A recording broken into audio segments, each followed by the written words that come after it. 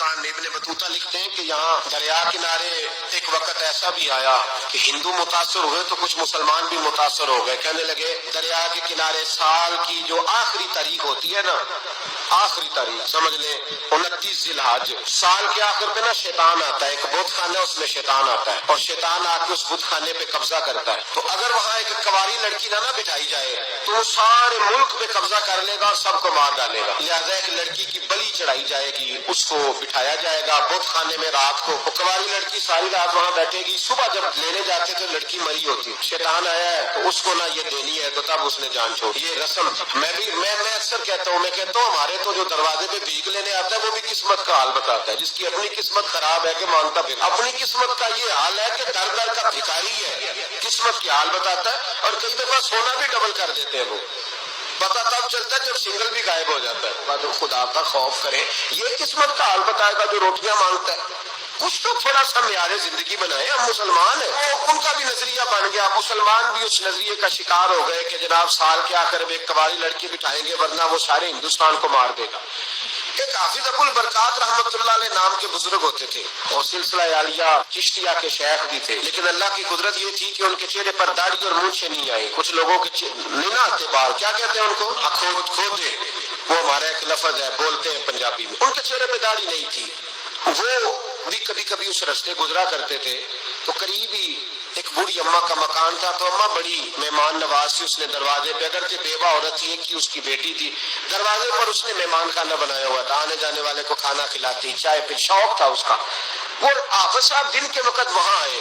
اماں بڑا رو رہی تھی، کھانا بھی نہ ملا، چائے بھی نہ ملی. تو کہنے لگے میں تو اس رستے اس لیے آیا تھا کہ یہاں ٹھہروں گا، مہمان نوازی یہاں اچھی ہوتی ہے، ہوٹل تو ہوتے نہیں تو مہمانوں کو مہمان خانوں میں ٹھہرنا پڑتا تھا. تو اماں کدھر ہے؟ تو کہا اماں بڑی پریشان ہے. حافظ جی نے کوشش کی، ایک آدمی تھے کہ اماں سے ملاقات ہو جائے. حافظ جی کا کمال یہ تھا کہ حافظ اتنے پکے تھے کہ ایک جگہ بیٹھ کر قرآن پاک شروع کرتے تھے اور وہی سارا ختم بھی کر دیا کرتے تھے. اتنی پکی منزل کے حافظ تھے. تو حافظ ابو البرکات صاحب وہاں بیٹھے. وہ اماں کوئی بزرگ تھے حافظ صاحب، وہ اماں سے کسی طریقے ملاقات کی تو اماں ملتے ہی رونے لگی چیخے مار کے. اماں کیا ہوا؟ کہنے لگی حافظ جی ایک ہی بیٹی ہے، خاوند فوت ہو گیا تو میں نے نکاح نہیں کیا، ایک بیٹی کے نام ساری زندگی کر دی. یہاں نا اب بت خانے میں میری بیٹی کو بٹھایا جائے گا. کچھ مسلمانوں کے بھی ہمارے گاؤں کے نظریات کمزور ہو گئے کہ ہم بچی کو بٹھایا جائے گا اور سویرے وہ مر جائے گی میری بیٹی. قرآن اندازی ہوئی ہے تو میری بیٹی کا نام نکل آیا. اب بیٹی کو جانا ہی پڑے گا. یہ ہمارے ان کچھ علاقوں کا طریقہ ہے. حافظ جی کہنے لگے اماں تو اس طرح کر، میں لوگوں کو سمجھاتا ہوں کہ یہ غلط ہے، شریعت اس کو پسند نہیں کرتی. تو میرے ساتھ انہوں نے کہا یہ لوگ نہیں مانیں گے، بہت سارے ہندو بھی ہیں، بہت سارے مسلم بھی ہیں، تو گڈمنڈ ہو گئے نظریات، یہ تھوڑی مانیں گے. حافظ جی کہنے لگے اماں پھر ایک اور حل بھی ہے، میرے چہرے پہ کون سا داڑھی ہے، تو بیویوں والے کپڑے مجھے دے، آج میں بیٹھتا ہوں وہاں دیکھتا ہوں کون سا شیطان آتا ہے. عقیدہ مضبوط ہو نا. اقبال کیا کہتے ہیں؟ کہتے ہیں ارادے جن کے پختہ ہو، نظر جن کی خدا پر ہو، تلاطم خیز موجوں سے وہ گھبرایا نہیں کرتے. کہا مجھے دو کپڑے بیویوں والے، میں بیٹھتا ہوں. اماں کہنے لگی وہ شیطان واقعی آتا ہے. آج تک جتنی بچیاں گئی ہیں سویرے مردہ ملی ہیں.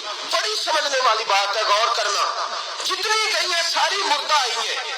تو حافظ جی آپ کو جب وہ شیطان رات کو دیکھے گا نا آپ آئے ہیں تو آپ کے تو وہ زیادہ ٹکڑے کرے گا کہ اس نے دھوکہ کیا، مرد ہو کے عورتوں کی جگہ پہ آیا. آپ نہ گیا. حافظ جی کہنے لگے ٹکڑے میرے ہونے ہیں نا، آپ فکر نہ کرے. دریا کنارے بہت خانہ تھا. حافظ جی عورتوں والا لباس پہن کے وہاں بیٹھ گئے. حافظ صاحب کہتے ہیں 3 دفعہ میں نے رات کو باہر نکل کے دریا پہ وضو بھی کیا.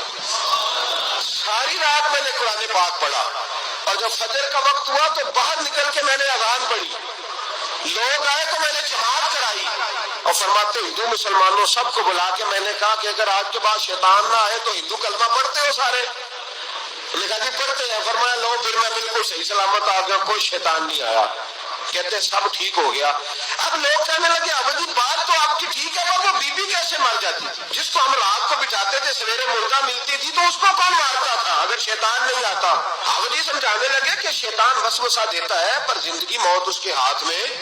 وسوسہ دیتا ہے، جتنی اس کو گنجائش ہے وہ کرتا ہے. کہا پھر وہ بی بی کیسے مرتی تھی؟ تو حافظ جی نے ایک بہت بڑی بات سمجھائی. کہنے لگے اصل بات یہ جس آدمی کو پتا ہونا میں نے سویرے مر جانا ہے وہ ڈر سے ہی مر جاتا ہے. جس کو پتا ہونا کہ میں یہاں مرنے آیا ہوں تو وہ ڈر سے ہی. فرمانے لگے اس کا عقیدہ کمزور ہو جاتا تھا، وہ نفسیاتی طور پر سمجھتی تھی کہ میں نے مرنا ہی مرنا ہے. تو خوف ہوتا تھا، کوئی قریب نہیں آتا تھا، دریا اور جنگل دائیں بائیں، تو صبح تک اس عورت کا دل بند ہو جاتا تھا، تو وہ خوف سے ہی اسے کوئی شیطان نہیں مارتا تھا۔